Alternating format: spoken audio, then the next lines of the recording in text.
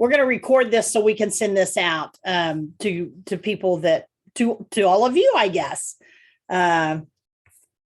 So, and Bev says she's just on her cell. So my name is Cindy Miles, and I am the president and CEO of the Kansas Nonprofit Chamber. And I think I may have seen some of you on some other presentations that I've done in the last few weeks, but I would like to have everybody take a quick moment and introduce themselves so everybody knows you probably all know each other anyways, but I don't know all of you. So if you would take just a moment and introduce yourself and tell what organization you're with and what you do there, I would certainly appreciate it.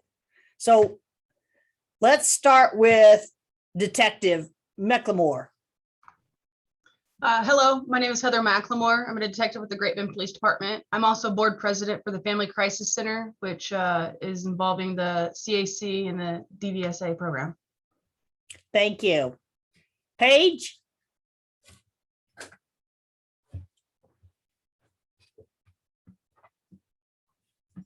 Sorry, my mouse was not working to unmute. Hi, I'm Paige White. I am the coordinator of member services for the Children's Advocacy Centers of Kansas. Thank you. Jamie? Hi, I'm Jamie Crenshaw. I am the new Director of Development for Sunlight Children's Services. Yay. You know, I served on their board for many years. That's awesome. Love that organization. Laura? Hi, I'm Laura Kermer. I'm the Community Engagement Coordinator for CAPS, which is Child Advocacy and Parenting Services here in Salina. Perfect. Thank you. Diana? Hello, I'm Diana Shen. I'm the Executive Director for the Child Advocacy Center of Sedgwick County in Wichita. Thank you. Danita? Hi, I'm Donita Garner. I'm with the Hope Unlimited Child Advocacy Center in Iola. Very good. Bev? Greetings, everyone. I apologize that I am remote, but that's how the business goes. I am the current executive director of the new Children's Advocacy Center for Douglas County. Thank you. And Dorothy? Hi, I'm also remote. This is Dorothy Sparks. I'm with Hope Unlimited in Iola. I'm the executive director, and the Child Advocacy Center is one of the programs under our umbrella. So Donita is on here as well. Very good. Did I get everybody? That's everybody I can see. So hopefully I got everybody. All right. Well, again, thank you all for joining me today. This presentation that I'm going to do, I want you to be sure and ask me any questions. Stop and ask me any questions. I want this to be interactive always. And so I am going to start out with sharing my screen. And let's hope all my technology works well, because this has not been a good technology week for me at all. Can you all see that?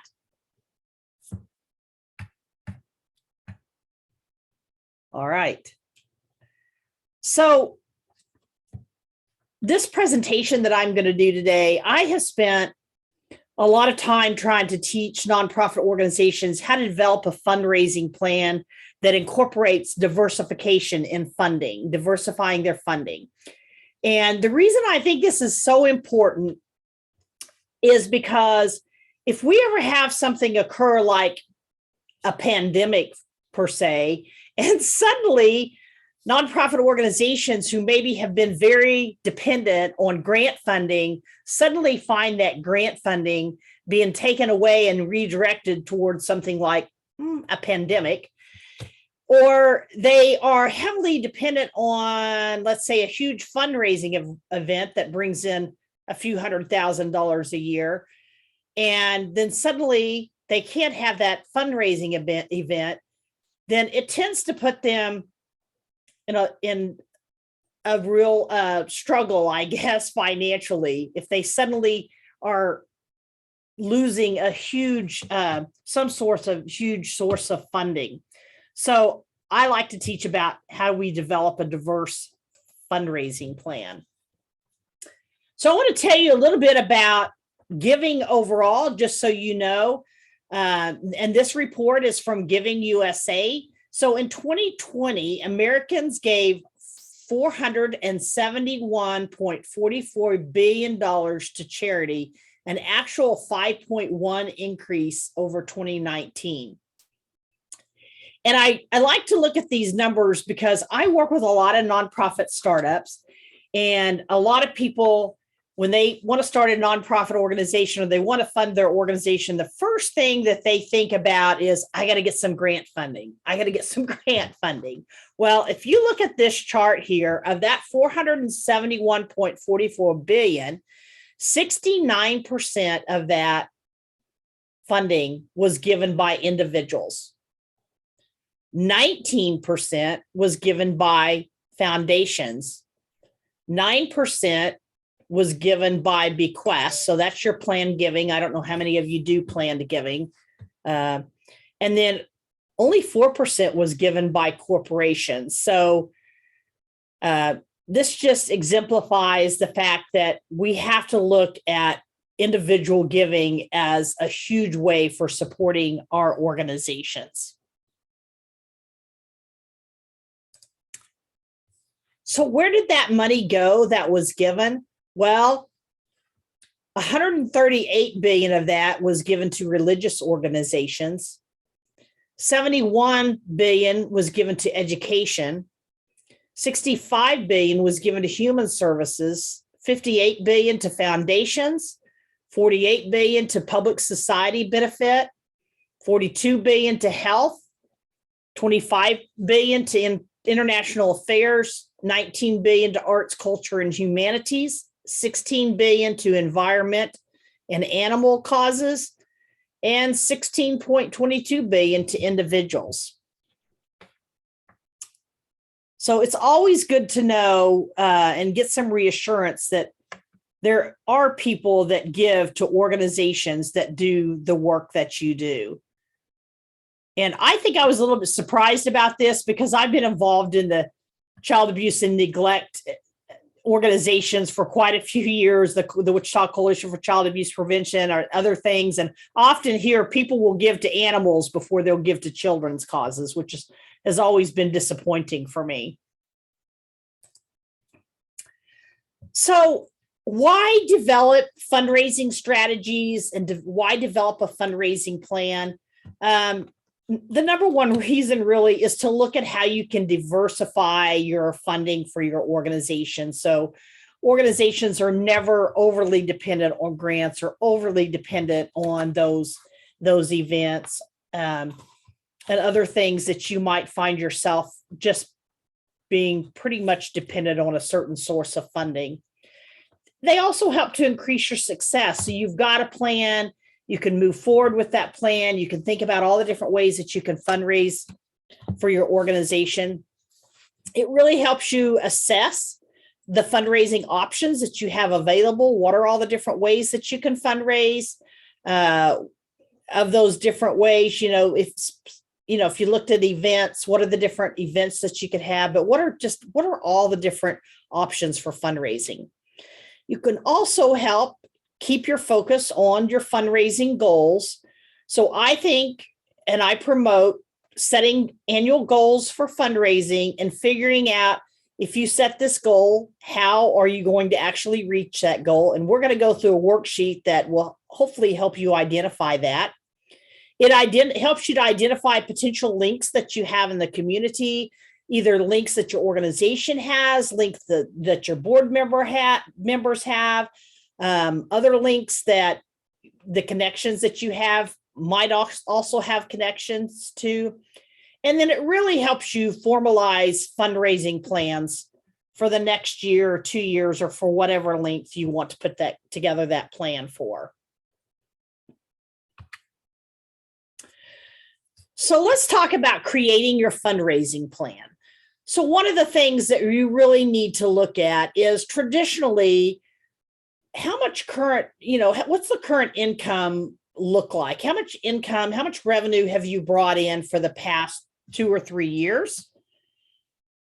And then what are the future plans for your organization and how those future plans might impact revenues? So, and I'm going to use, because I served on the board of Sunlight Children's Services for so many years, I'll use them as an example. So if you are thinking about, the Sunlight Children's Services had a child advocacy center and it operated for several years, but they were thinking about building a children's home in Andover. And so the child advocacy center really, they didn't have any revenue associated with that child advocacy center per se. But the children's home, certainly the state pays them for every child every day that they have, only for a 24-hour period though, because if they have them, there's something with the state that if they don't have them a full 24 hours, they pay less. So, certainly for that organization to look at how those plans to build the children's home was going to impact their revenues and their opportunities for funding would be important to look at. So you need to look at certainly how do you continue to retain the existing income that you have. And first, I know that for some of us, the last couple of years, that's been a little bit more difficult to look at because we've really not been totally sure about how to retain some of that income. And then it's so important to make sure that you set fundraising goals. So if you've put your organization budget together, and I know, your revenue and expenses should balance out when you put your budget together. But if you put your dream budget together and look at what it is, what are your future plans? What do you want to achieve, let's say in the next year, then setting fundraising goals that will not only help you reach what you've traditionally achieved, but beyond that, so you can reach some of those dream goals. It's just important to put those fundraising goals together. So here's your opportunities to fundraise. You can fundraise from individual donors, certainly looking at how you continue to renew those annual donors that give. You can look at your prospective annual donors. You can look at, you've got major donors. Those are people that I consider will give you $5,000 plus. You may have different levels that you consider for that. Certainly your board giving, and hopefully all of your board's members give something to your organization, even if it's a small gift. You can bring in funding from planned giving, although you'll see that I don't have planned giving in your annual fundraising goals when we go, fundraising strategies when we develop your plan, when we look at, because you can't really ever plan on when somebody's going to pass away. So it's really hard to put that in your annual goals and plan on that, or your annual fundraising plan. You can fundraise from special events.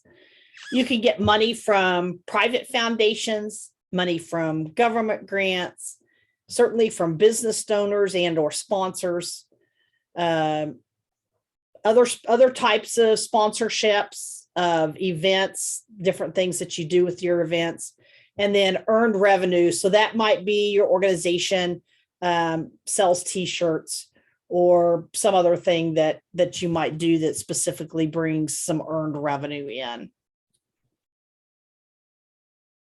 Is everybody doing all these things?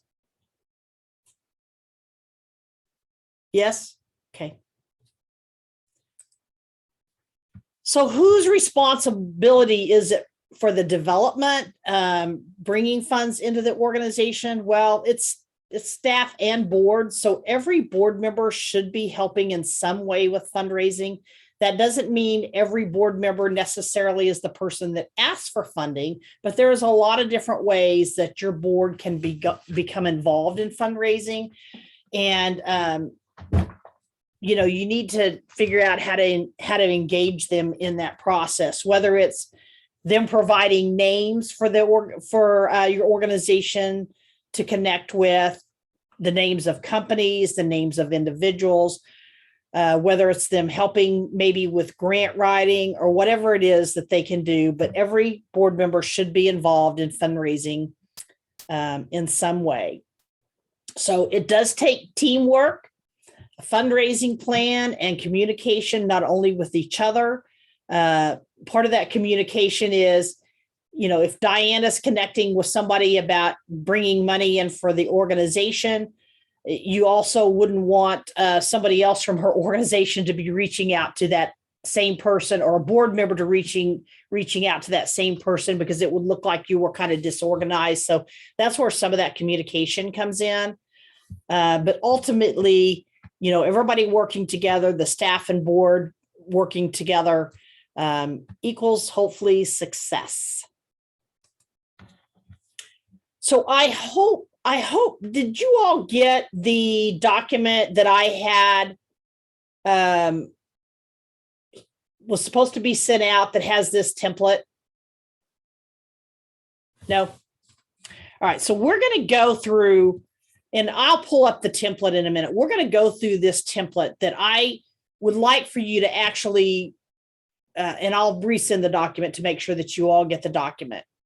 So this is the document that I work with organizations on when they go to develop a fundraising plan. And give me a minute. I'm going to actually pull up the actual document for you so we can kind of look at it and you can take some better notes. Give me just a second. I'll pull this up.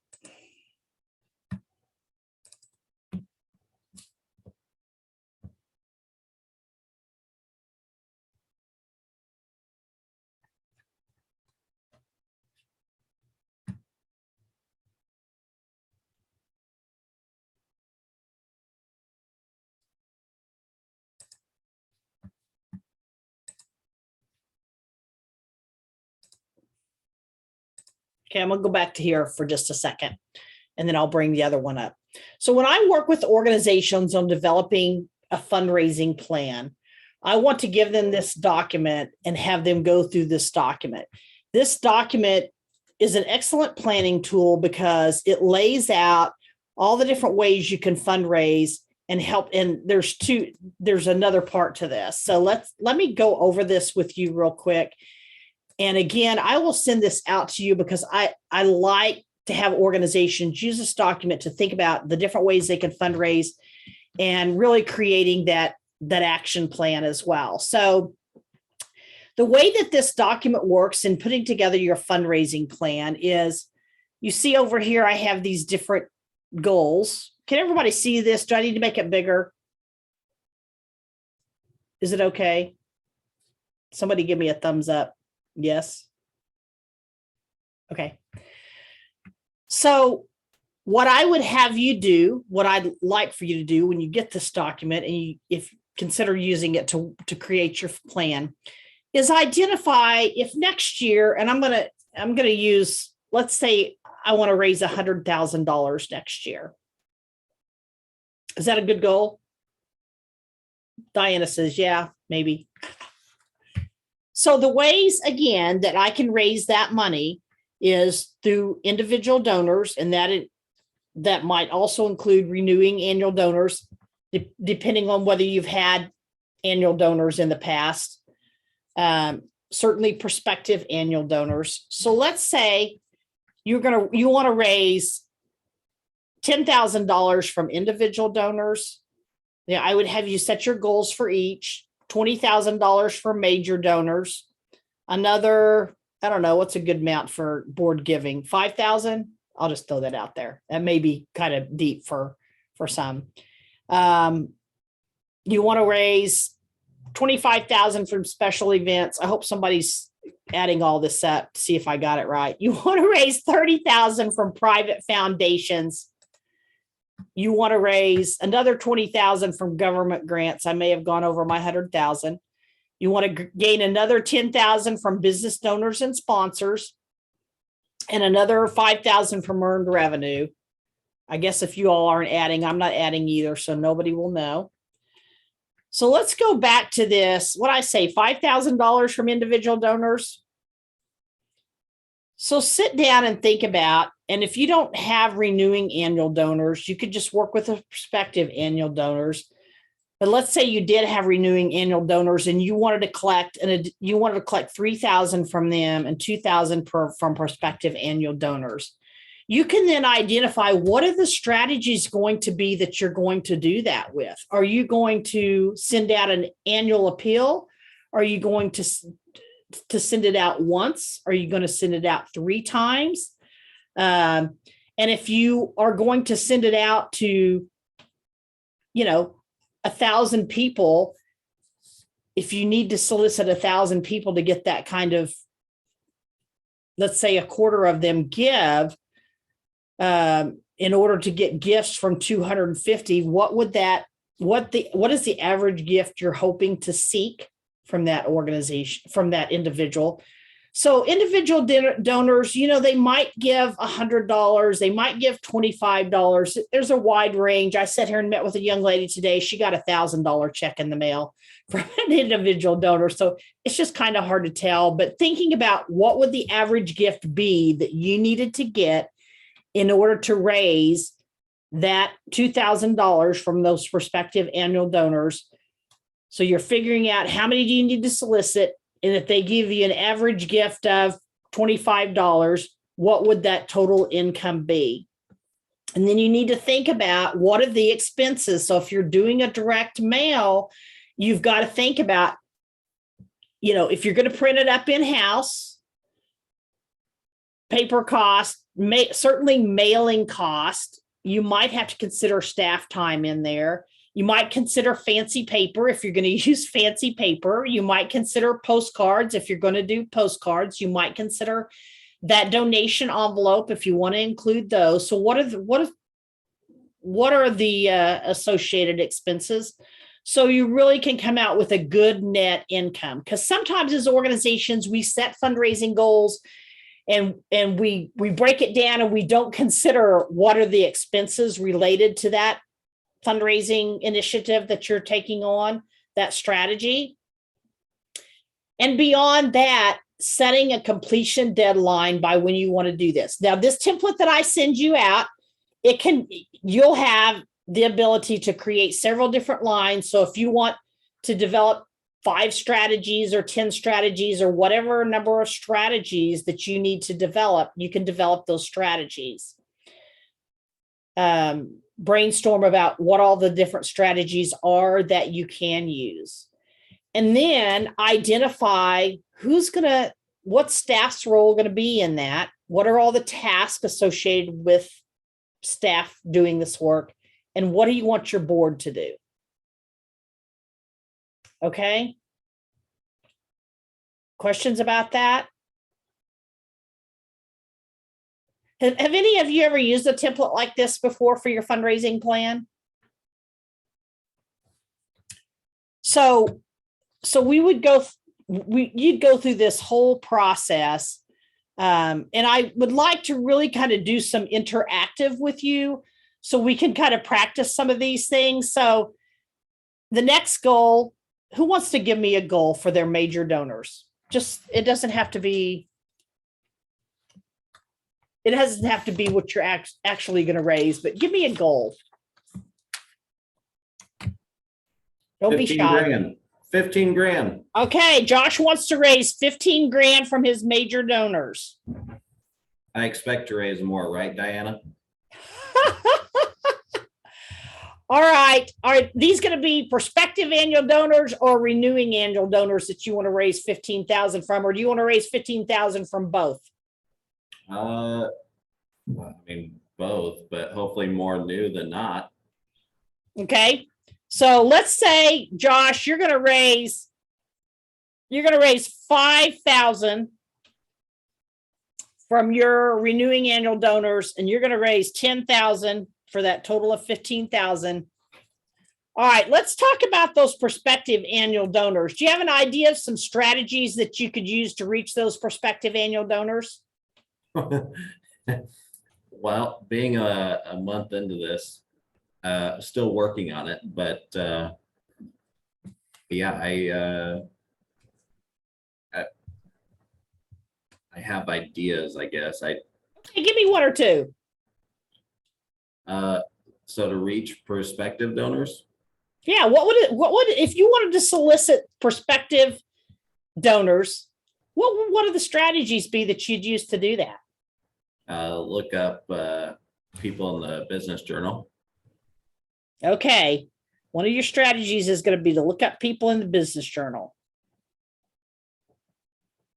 Okay, if you identified some of those people in the business journal, how many, let's say under your strategy, you didn't want to just look up the people in the business journal, but maybe you wanted to identify a top 100 potential major donors. Would that be a good strategy? Yes. You're just going along, right? Yeah. Josh, you should identify your top 100 potential major donors. I'll give you a hint. Okay. See, I thought that sounded like a lot. Is that not like too aggressive or? Wait, no, let's talk about that. So you're going to look up, you're going to make a list of your top 100 potential donors. Okay. Major donors. We're talking about major donors. Okay. And you want to solicit those. So let's say the 100 is going to be what you're going to solicit. What kind of average gift would you need from those 100 donors to reach $10,000? What would it be? $100 a piece, right? It would be. That's not really a major gift. So let's say, yeah, you would just need $100, which we could put that up. We could put that up in the individual, Josh. Of those 100 donors, though, let's say you're going to solicit 100. Okay. Let's say only 25% of them actually gave. Okay. Well, what would that gift be? $250? I don't have my calculator. That sounds right. Let's go with $250. Okay. I'm good with that. We're just playing through this. Okay. So, but let me tell you, under your strategies, Josh, if you identified 100 people, you might look at, of those 100 people, you're going to identify 10 that are most likely to give of those major donors, and you're going to set meetings with those 10. Okay. That could be part of your strategy, is set meetings with the 10. The others, you might just send out a letter to, get them involved, get them to come tour the organization, something like that. So pick your top 10, really focus on going out and starting to build those relationships with those top 10. They're major donors, right? So that's where you just working through your strategies. You're not going to be able to go out and build one-on-one relationships with 100, but you still want to maybe solicit those 100. Because as you can build more relationships, you can get out and build more and more relationships, but you've got to start someplace. So pick a top 10. Okay. And then if you did that, then we're going to just say that the estimated income of that 25% giving was $10,000. That was your goal, right? What kind of expenses do you think that you might have related to that? I mean, I would assume that there would be things like coffee or lunches and things like that, right? Yes, could be. Yeah. What about letters to some of those that you were going to start out with letters?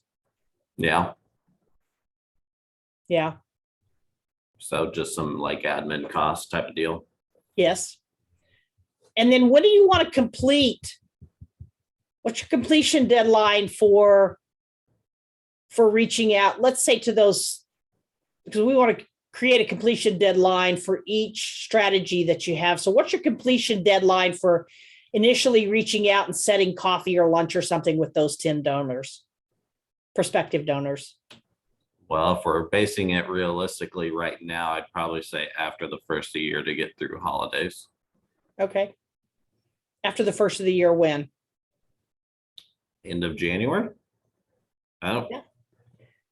By the end of January? Yeah. What's the boss think about that?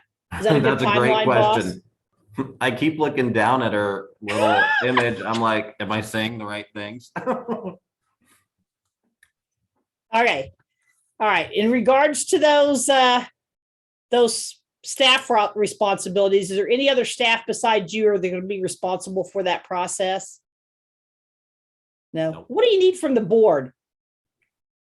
who on the board are you going to depend on maybe, or what way can they help you reach this goal?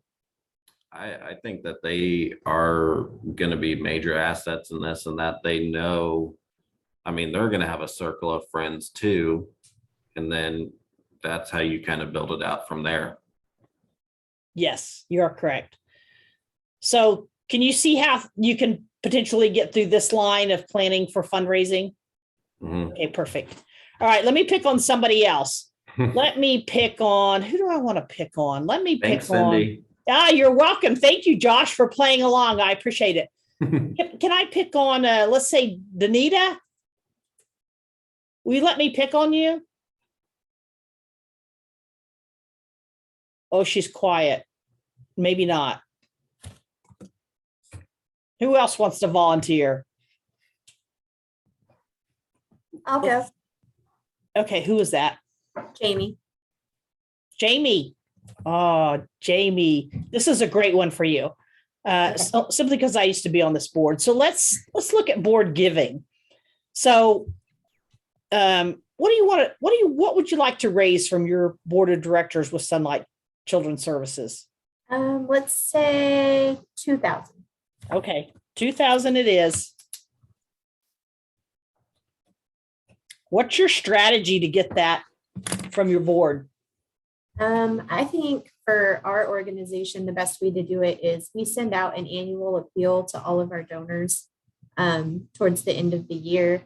And so the board members get it too. Some of them do donate through that annual appeal. But I think at the end of the year, it would be a good idea to make like a donor card and hand them out at our board meeting and be like, hey, we're in the middle of our annual appeal and we would love to have your support. Like, here's a donor card, and they can fill it out and give it back, or they could write a check there. I think sometimes people just see it and kind of forget about it, but when you put it in front of them and let them know, like, you can just give it back to me when you leave, then they know, oh, hey, I need to do this. Okay. So that would be your strategy then, to create that, either send them a letter and follow up with a donor card, right? And you've got how many people on your board currently? 14. What do you think the average gift you could get from them is? $100. Okay.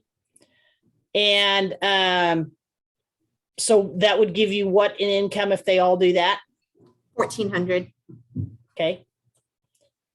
What expenses do you think related to that? I think it would be pretty minimal, just because I could print the cards in-house. Okay. Just print it on cardstock. Okay. Our actual annual appeal letters that go out to hundreds of people, like those have an associated cost, but yes, I would say for the 14 board members, it's pretty minimal. Sure. I would say overall, I could probably get it done for $30. Okay. That's a really good plan. And I don't know, let me ask you this, and this is something for everybody to think of. Does everybody on here have previously identified what a board donation commitment is to your organization? So here at the Kansas Nonprofit Chamber, ours is $250. We ask our board, and I apologize if I'm repeating myself from another training, because I do so many trainings and it's a different audience every time, but we require our board members to give $250 a year. We ask them to give $250 a year. They can give more, they can give less. We give out that board pledge card at the beginning of the year at our January board meeting. They have till the February board meeting to return it with their commitment of either that $250, or if they want to commit less and it's $100, or if they want to commit more and it's $500. But if they don't return it, we just invoice them for $250 and ask them if they want to pay that all at once, or if they want to pay it in 4 payments, or how they want to pay it. But that's our strategy for our board giving. So is that normal for there to be like a giving requirement on boards? Or is that, I guess I was on the Sunlight board before I took the position with Sunlight, and I had never, we gave at like our events and things like that, but we never like formally through an annual appeal or a campaign gave any money. Yeah, generally through the board member agreement, there is either most organizations should have either laid out a minimum requirement for giving, and or if they should say, we require you to give a stretch gift, or we require you to give something financially. So when you go out for grant funding, you can say that 100% of your board gives something financially. Okay. But some organizations just lay it out there and say, this is what we'd like for you to give.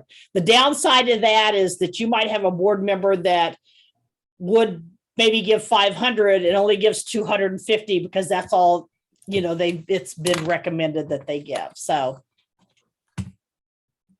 all right. So I hope you reach your goal on board giving.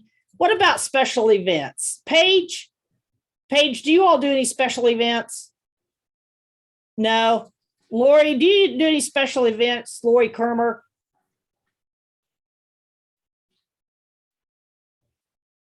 I caught Lori off guard.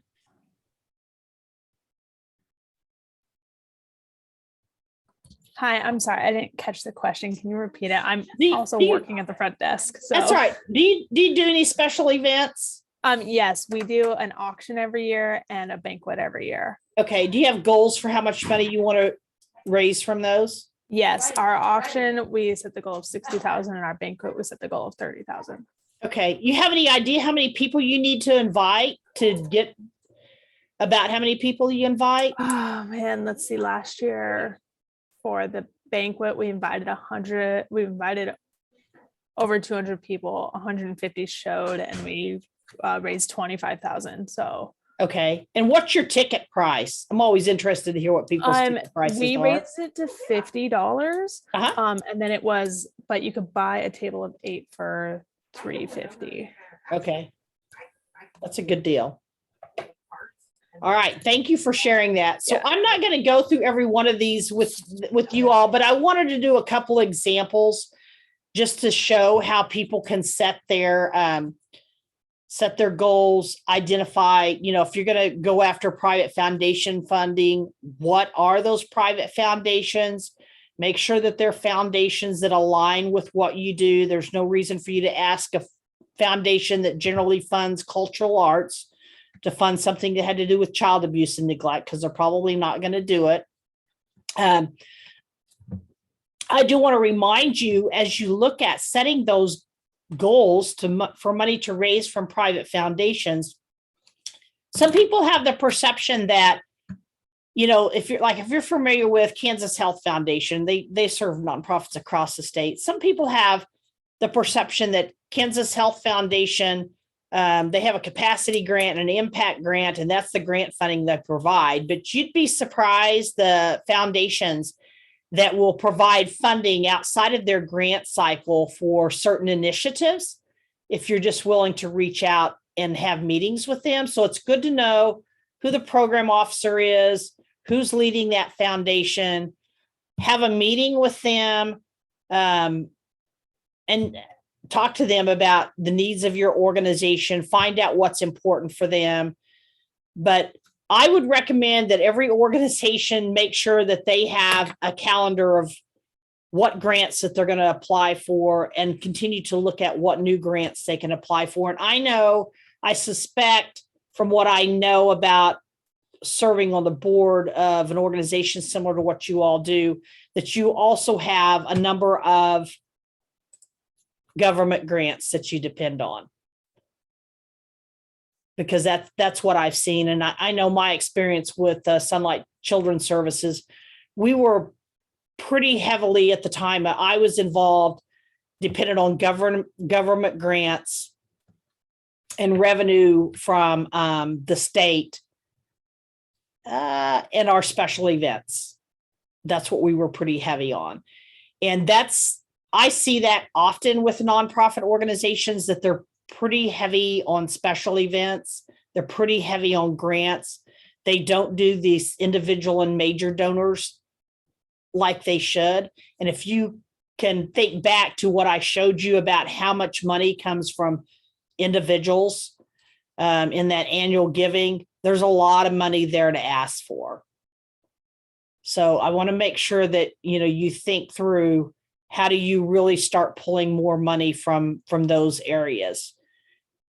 it's kind of more intensive work to do that work than it is to, I think, apply for grants, or I don't know about special events because they're a whole lot of work. But anyways, so business donors and sponsors, as you go through this line, I'm not going to talk much about government grants because I think you all are all pretty familiar with that process, but your business donors and your sponsors.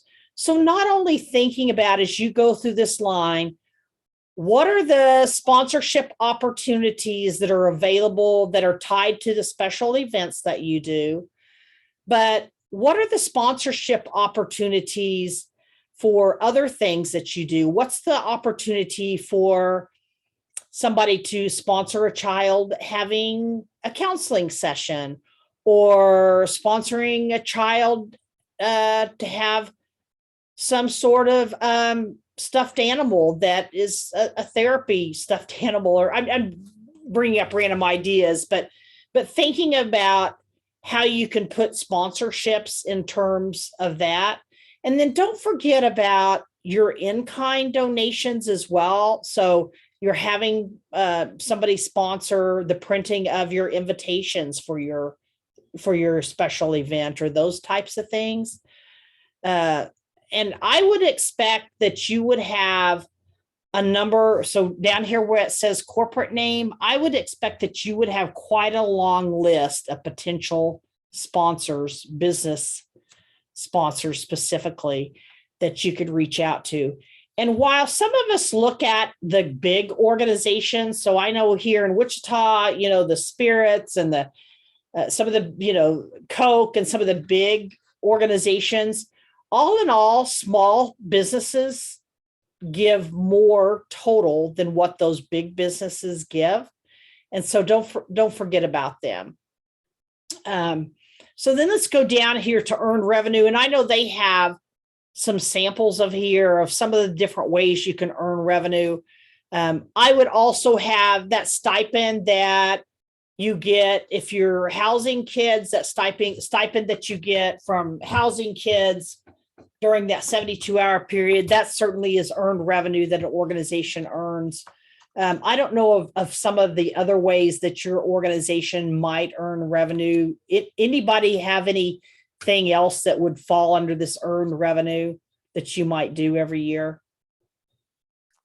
For CAPS, we do like during Child Abuse Prevention Month, we do like a whole month-long calendar of events that would fall in that category. So yes, like a roving garden, denim days that banks compete to raise money for us, things like that.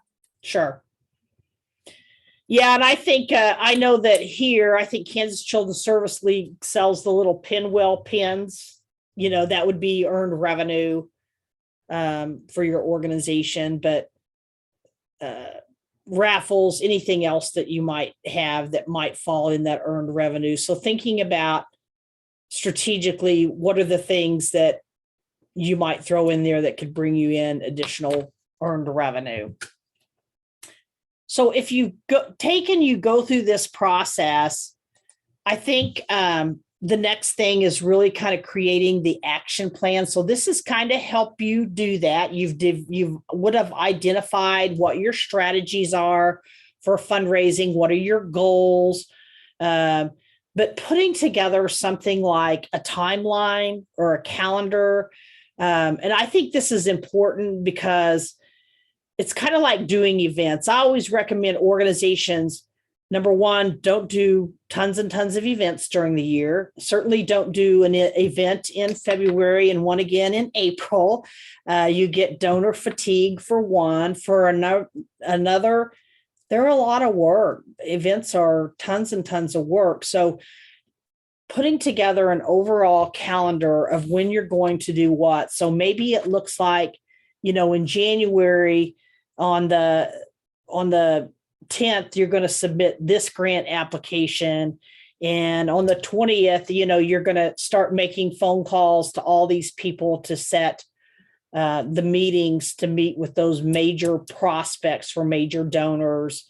In February the 5th, you've got an event that you're going to do. So I think getting the point of what does that whole calendar look like for you for fundraising for the year to kind of help you stay on track, but also thinking about how you're going to allocate your resources to all of those different things that you're going to do. And if you don't have a designated development director or a designated grant writer, that can be somewhat overwhelming. And I don't know what the staffing looks like for all of you all, but anybody do a timeline or calendar currently? Yeah. Yep. And I think the other thing about this is giving your board an idea of where in all of this they need to be engaged and reminding them what's coming up and not overwhelming that board as well, because that's always a delicate balance. So let's just talk a bit about creating that development program overall. Make sure as you put that development program, that fundraising program together, that you have a clear mission and vision to support all those asks that you'll make in relation to your fundraising plan. Make sure you have some sort of a case statement, and I like for that to include a story of why people are or should support the work that you're doing. We can always give them some statistics and all, but that's not really what's going to pull at the heartstrings. So a case statement tells a little bit about your organization and certainly provides a story of somebody that you've served. I think it's important to create and work on and do this work not only internally, but work with your board as well. Some sort of an elevator speech, 2 minutes, why, they should support, why you support as if you're a board member, why the board member supports. And I don't think that this elevator speech needs to be something that really each individual kind of develops for themselves.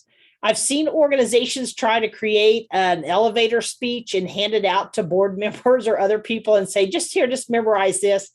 I like to tell things in my own words, and it's much more difficult to actually try to memorize a 2-minute speech than it is for somebody to come up with their own. So it's always great for the organization to think of a few things that they can provide so those board members or other people. It might be a statistic. It might be, we serve X amount of children every year, something like that. But providing a few talking points is very important. Make sure the board and staff are both involved in this fundraising program, this development program. Make sure you're providing options for giving. So both of items and methods, ways of giving. So if your only option for giving to the organization is they have to go directly to your website and click on a link to donate, you're not giving enough options for ways to donate. And you want to take money from, that $5 that somebody might hand you at an event to that $1 million that somebody is less likely to hand you at an event, but might hand you someplace else. You just want to make sure that you provide a lot of options for that.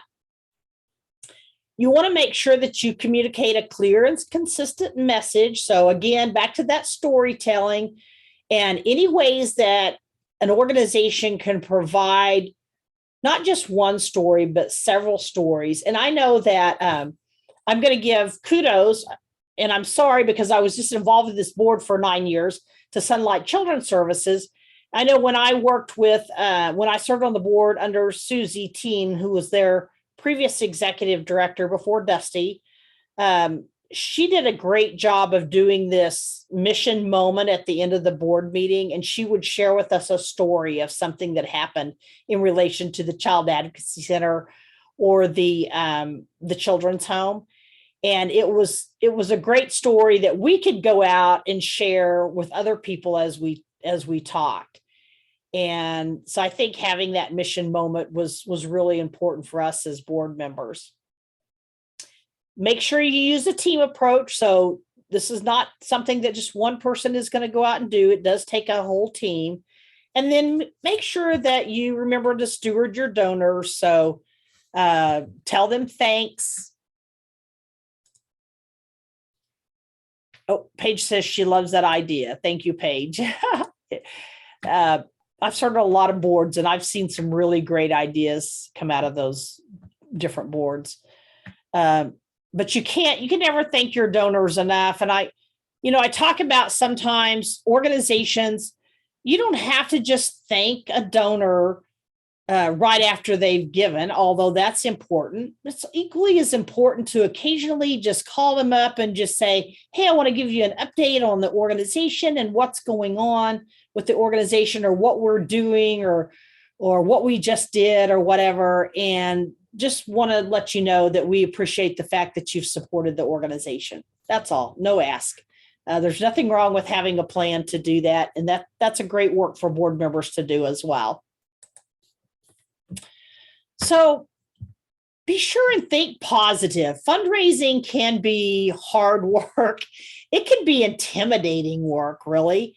Asking donors, being told no, that can certainly be intimidating, but you've got to think positive. You got to have fun. You got to think about how you integrate development into a lot of the activities and programs that you do. I was talking to an organization just the other day about something that they send out. I think it's a membership renewal form or something. And I said, well, do you give donors the opportunity or members the opportunity to make a small additional donation? And they said, no, we don't do that. So just think creatively about how you can integrate the development, the fundraising into the activities and programs that you do. Think of providing opportunities to support a worthwhile mission rather than hitting people up for money. That's really important. I think it's a lot easier. And certainly for me, if I really believe in something, that I can go out and really ask people for money. And it's much easier that way. I know I heard people say, well, every time I come call one of my friends or whatever, they're always wondering, well, what do you want this time? So back to that, providing giving opportunities for everyone. This is kind of how fundraising looks overall. So we all start out with these prospects, and these prospects, as we build relationships with them, are likely to answer to and provide smaller gifts for the organization. We've got to constantly think about how do we identify some of these people. Maybe they're giving every year. Maybe they have given every year for several years. They've answered that mass appeal that's come out. And maybe that's the time to move them up on the list and thinking about talking to them more about some of these major gifts that they might be able to give. And then as we work with them and build those relationships with the major gifts, then thinking about those bigger legacy gifts and or planned giving that people might give. So you've got to always be thinking as you're fundraising, how do you start with these prospects, but how do you move them up? How do you identify who those people are that are regular givers that seem to be committed to giving to the organization, and thinking about moving them up on that giving pyramid? So where do you find donors? How do you add them to your prospect list? First of all, as Josh mentioned earlier, asking those board members to give up their contacts. I know that for some that's very difficult, but we depend heavily on board members to give us contacts, whether it's contacts of friends, contacts of just contacts of businesses, whatever those contacts are. We need that information from board members. We also should be and can collect data. You can purchase lists. You can look at similar organizations' donors, honor walls. So I like to do that when I go to I'm telling on myself. When I go to some organization and they have a donor wall and they've got all their donors list, I always read, I think it's not Habitat for Humanity, Humane Society. When I'm in Humane Society, every time I've been in there, I've walked over to their donor wall just to see who's giving to that particular organization. So I also tell people to pay attention to in your business journal, in any kind of local stuff that you have. I always ask people to pay attention to who's sponsoring what event and what organization, because that's certainly a way to get an idea of who's willing to donate. So always be on the lookout to collect that data so you can build prospect list. Certainly, community connections, friends, ask your friends, ask other people, ask other businesses. And, it's kind of interesting. As I mentioned, businesses down here at the bottom, think about who your vendors are, and you're paying money to vendors every month for doing something, but are they giving back to your organization, or are you just giving money to them? So don't forget to ask those vendors that are providing services or products or whatever to you, if they're willing to give back to your organization in some way as well. And then church, certainly the people that we go to church with, there's, you can always identify who the people there might be that you can add to your donor prospect list as well. And then as I said earlier, create a top donor list. And that list might be 100 people. And I don't know about some of you all and some of the other, like Salina and all, but here our business journal creates this book of list. And if you're a subscriber to the business journal, or every week or whatever, they have a list, I use those lists. I keep my book of lists because it lists the top employers. It lists the top banks by revenue. It lists who that HR contact is, who is the top contact. But create that prospect list, and your prospect list might be 500 people, but prioritize your top 100 or your top 10 and create strategies around how you're going to talk to those specific people. Because of course you can't get out and maybe meet with 2,000 or 500 or whatever, but how are you going to reach out to everybody on that prospect list? So I think identifying that top 100 and then that top 10 that really have the ability to give and getting out there and meeting with them is important. Calculate total giving, identify number of years of continuous giving. There's data out there. There is, and I think that Foundation Directory Online may provide some of that data about givers and their involvement in the organization. If they're involved in your organization, certainly put them on your top donor list. If they seem to have passion and commitment to the organization. And by the way, passion and commitment, don't forget your volunteers. Sometimes volunteers can be great prospective donors. So don't forget about putting them on your list as well.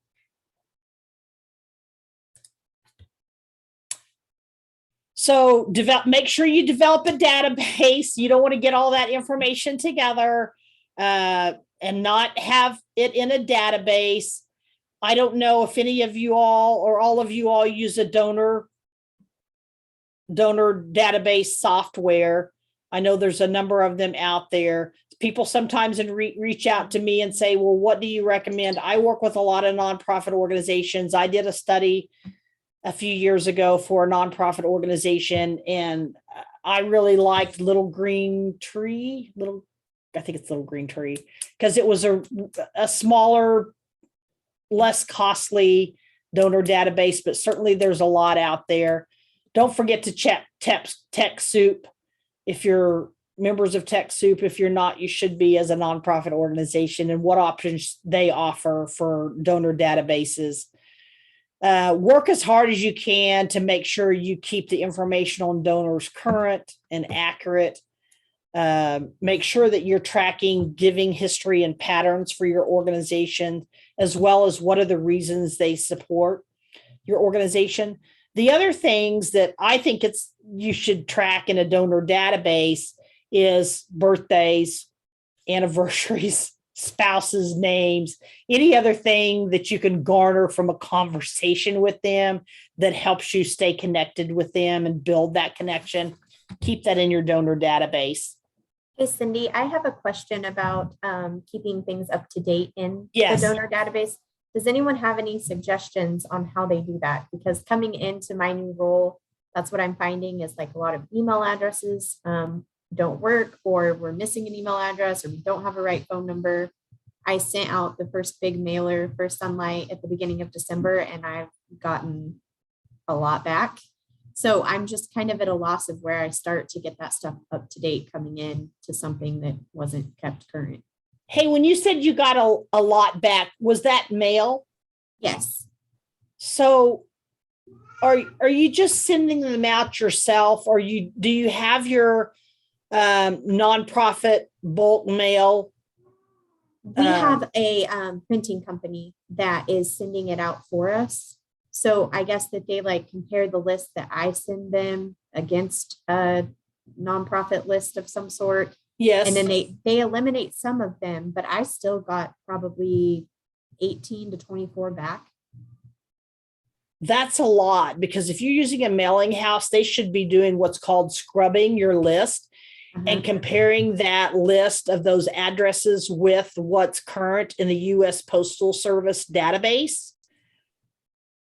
And I wouldn't have thought that you would be getting that big of a return rate. Let me ask you, when you got those back, did they come back with corrected addresses? A couple of them, I would say probably half of them did. Okay. The other ones came back with just unable to deliver. Okay. Yeah. Anytime you use a service, they should be scrubbing that database. And I wouldn't have thought you would have got that big of a return. So make sure that if you're ever using a mail house, a printer or whatever, and they're mailing for you, that you check with them and make sure they're scrubbing your database. Okay, that's perfect. We've started going through, like the people that we have current email addresses for, we've emailed them and just said, hey, we're updating our info. Can we get your current address, phone number? We've had some luck there, but there's still hundreds that I need to complete their profile, and I'm just not really sure where to start. Yeah, and I wish I had some great insight about keeping databases up to date, because we have a terrible issue as well with keeping databases up. People just keep moving. I know. Why? I know. They would just stay put in the same place, right? Yeah, so that was a great question, though.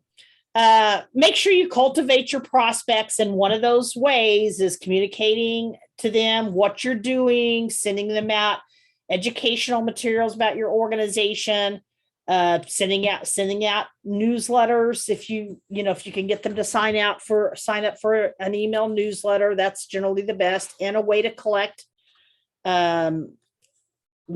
information on them. If you don't have an opportunity on your website for them to sign up and be added to your email newsletter or get information about the organization, certainly make sure that you have that on your website. Identify other opportunities for them to get involved, and whether that's participating by volunteering within your organization, volunteering at an event, helping plan an event. Look for those ways that you can involve those prospects. So I'm going to talk a little bit about why donors give. And so they're because they do give for different reasons.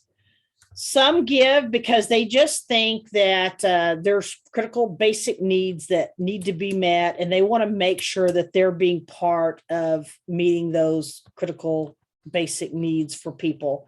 And so they give for that reason. Some give because they just want to make the world a better place. They want to make the world overall just a better place. So they give for that reason, and they're able to do it. So they do it. Some give because they believe those that with more should help those with less. Maybe they've grown up themselves and didn't have much or whatever. So some people do have that commitment. Some bring about a desired impact or result. So maybe they want to see something changed in the world, and maybe they want to see something changed in the community. I look at homelessness, and it also is a hard issue to impact. And maybe people see that there's a lot being done, but we're still not, there's a lot of people working on it, but we're still not making the impact that we want to make. So maybe they give for that reason. But really the number one reason, and there's other reasons people give. Sometimes they do it because their friend gave. And I used to have a competition with the guy when I worked at Butler Community College to see who could reach the higher level. And he would give more than I would give. And I'd try to give then more just to get up to his level, and vice versa. So sometimes it is just a competition thing. But basically the bottom line is because you ask, because somebody made an ask. And that is also the number one reason that people don't give, is because they weren't asked. And so we can hint around and we can talk about our organizations, but ultimately we have to make that ask. We have to make that request.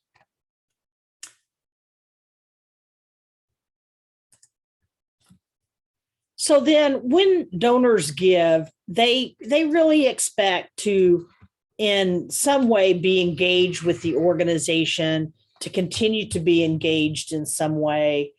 They want to see what kind of outcomes have occurred as a result of their giving. They want to see that they've made an impact. They want to see that their money is going to something that will really be helpful.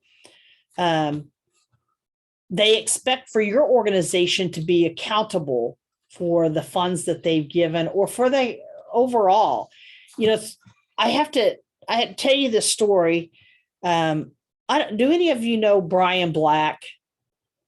I love the story from Brian Black. He was with Spirit Aero Systems, and he used to kind of oversee their corporate giving. And Brian used to tell me, or he told me one time when we sat down, on more than one occasion, that when organizations came in and they had all this big fancy stuff to ask him for a donation, they had printed all this really expensive stuff, and they brought him a gift and everything to ask him for money. He really disliked it because he did not feel like the organization was using the money that they had received from other donors in the best way that they could possibly be using it. He said, I don't need all that fancy stuff. I just need something simple in black and white so I can look over, what the organization's doing. And so don't spend your money on that stuff. So that was a good reminder to me that you should try to keep that simple and make sure that you show donors that you're actually using the money that they give in practical ways. Donors want regular communication with them. So again, give them updates, tell them what's going on, stay connected. That's another way of building that relationship and hopefully getting them to give more in the future. And then they want transparency. And so that's just something else not to forget. Other ways to engage donors. So through giving, so help them to believe in the cause. They do believe in the cause. The organization depends on them. Some want the organization to depend on them, some don't. I've seen donors that have helped start organizations and don't want that organization to depend on them forever. They want them to get out and be sustainable.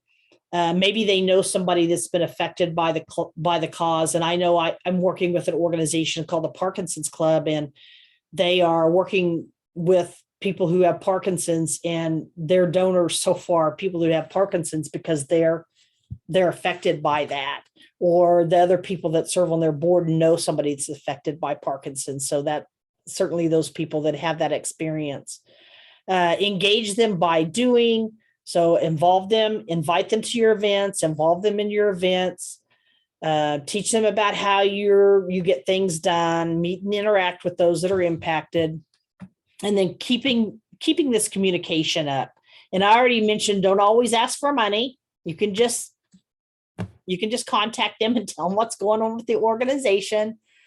And this, be cautious about over solicitation. I talked about the events and doing events, 2 months apart. You try to be wary of donor fatigue. That certainly is a reality that happens. And then, compare what the donor values, what it is they want versus what the organizational needs are, identify what those things are, and then talk to them about the impact, tell your stories, make sure that they know what kind of impact that their gift will make on the organization, has made on the organization, would make on the organization. Communicating that impact is really important. And then last but not least, let's always remember to, as you're implementing that fundraising plan and that funding comes in, always make sure you thank them. Continue to work on how you increase their engagement with the organization. Educate them about upcoming projects. I don't want to read all these, and future giving opportunities, but thank them every way that you can find to thank them. If you're out and you run into them at an event, you run into them at the grocery store, it's easy enough to say thank you. We remember your gift. So that's all I have for this presentation, but I'd like to know if you all have any questions, thoughts, other things that you do, any things you'd like to share with the group regarding your fundraising planning. Cindy, I had a question. Yes, ma'am. We follow up all donations with a handwritten note, and then of course they receive the year end, those kinds of things. Is there like a standard guideline of when you should make phone calls at such and such a level of a gift? You do a handwritten note and a phone call. I've heard that several times, and I just don't know, like, is there such a thing as kind of an industry standard or expectation on that? I'm not aware of an industry standard, Diana, on that. I think it's certainly important for organizations to kind of identify for themselves what their procedure should be based on what the donation is, how sizable the gift is, and that kind of thing. But I'm not aware of any industry standards. I've heard a number of different things from a number of different presenters and sources. So not identified a standard. Well, we, if you don't mind if I jump in. No, please jump in. So what we do is any gift that's like over like 500, we just assign to a board member, and our board members are the ones who give them the call, because we always send a handwritten note, but like our kind of standard is like about 500. Our average gift from just people walking in is anywhere between $50 and $100 to $250. So like anything kind of more in the $300 to $500 range is when we start looking at different, increasing how much we thank them. And for like really large gifts, during the last year, our board members took boxed chocolates to our largest donors over the holiday season. Or that was pre-COVID, and so like that, then those are for gifts that were like in the $1,000 to $2,000 range. So that's kind of like our standard is what we look at when we think about when do we do phone calls and when do we do maybe something outside of the handwritten note.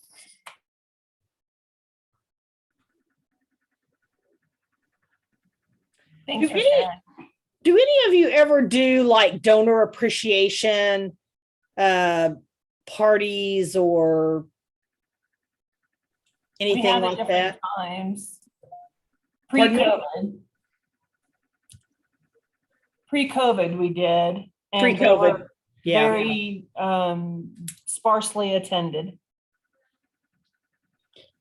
I don't know, the other thing that I don't know if any of you do, but some organizations develop lifetime giving levels.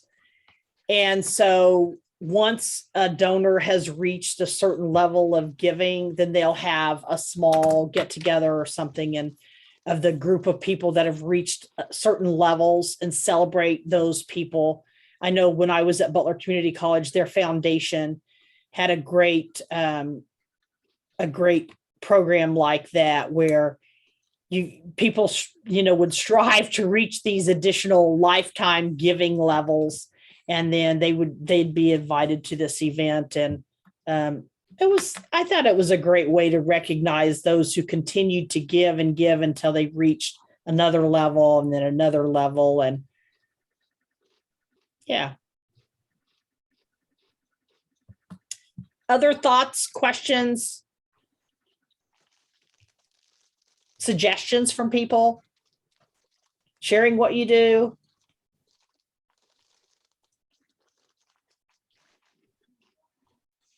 Nope. Okay, well, I'm going to let you off a few minutes early then. I am going to email out a survey. I've got a couple other surveys that for presenting to this group that for some reason didn't work out. So I'm not even going to launch the poll survey because I couldn't get my results. Zoom is great when Zoom works, but when Zoom's not working right, it's very frustrating. But there's my email address down there. And certainly if there's anything that we can ever help you with, you all are all members of the Kansas Nonprofit Chamber. We'd love to help you out in any way that we can and be a resource for you. So, but thank you for tuning in today. And hopefully this was helpful. And you'll have some new tools that you can use. And I wish you all the happiest of holidays. Thank you. Thank you. Thank Thank you you. to everyone.